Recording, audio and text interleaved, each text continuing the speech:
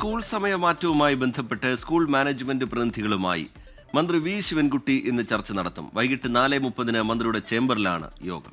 ഓരോ മാനേജ്മെന്റിൽ നിന്നും ഒരു പ്രതിനിധിയാണ് പങ്കെടുക്കുക. സമയമാറ്റവുമായി ബന്ധപ്പെട്ട നിർദ്ദേശങ്ങൾ പ്രതിനിധികൾക്ക് യോഗത്തിൽ പങ്കുവയ്ക്കാം. MG പ്രതീഷ് വിവരങ്ങളുമായി ചേരുന്നുണ്ട് തിരുവനന്തപുരത്ത് നിന്ന്. പ്രതീഷ്, ഈ സമയമാറ്റവുമായി ബന്ധപ്പെട്ട് നിലനിൽക്കുന്ന വിവാദങ്ങൾ, പ്രതിഷേധങ്ങൾ, ഇതൊക്കെ നമുക്കറിയാം. പക്ഷേ സർക്കാർ ആ തീരുമാനത്തിൽ ഉറച്ചു തന്നെ നിൽക്കുകയാണ്. അതിനിടയിലുള്ള ഈ ചർച്ച അത് പ്രധാനവുമാണ്. MG പ്രതീഷ്, വിവരങ്ങൾ എന്താണ്?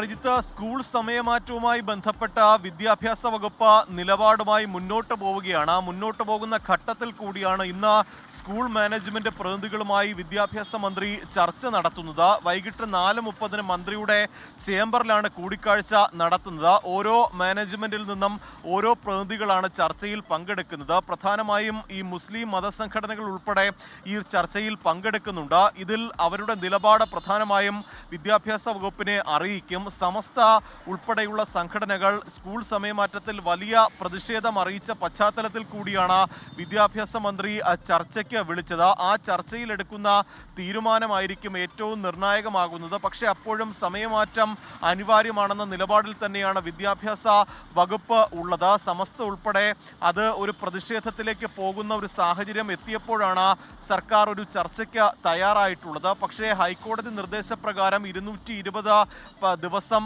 വേണം എന്നതാണ്, 220 മണിക്കൂർ വേണമെന്ന ഒരു നിർദ്ദേശമുള്ളത് കൊണ്ടാണ് ഈ സ്കൂൾ സമയമാറ്റവുമായി സർക്കാർ മുന്നോട്ട് പോയതെന്ന വിശദീകരണമാണ് ഈ വിദ്യാഭ്യാസ വകുപ്പ് നൽകുന്നത്. പക്ഷേ മദ്രസ പഠനത്തെ ഉൾപ്പെടെ സർക്കാരിൻ്റെ തീരുമാനം ബാധിക്കുന്നുവെന്നതാണ് സമസ്ത ചൂണ്ടിക്കാണിക്കുന്ന കാര്യം. അതുകൊണ്ട് തന്നെ ഇതിൽ ഒരു പുനരാലോചന വേണമെന്ന നിലപാടാണ് സമസ്ത ഉൾപ്പെടെയുള്ള സംഘടനകൾക്കുള്ളത്. ആ നിലപാട് ഇന്ന് വിദ്യാഭ്യാസ മന്ത്രിയുമായുള്ള യോഗത്തിൽ പങ്കുവയ്ക്കും.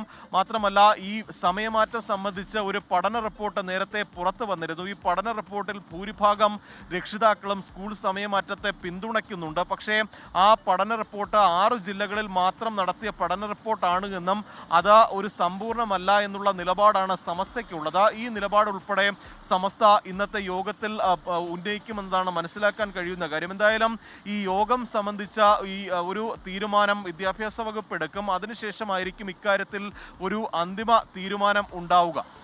ശരി, MG പ്രതീഷ് തിരുവനന്തപുരത്ത് നിന്ന് വിശദാംശങ്ങൾ പങ്കുവയ്ക്കുകയായിരുന്നു.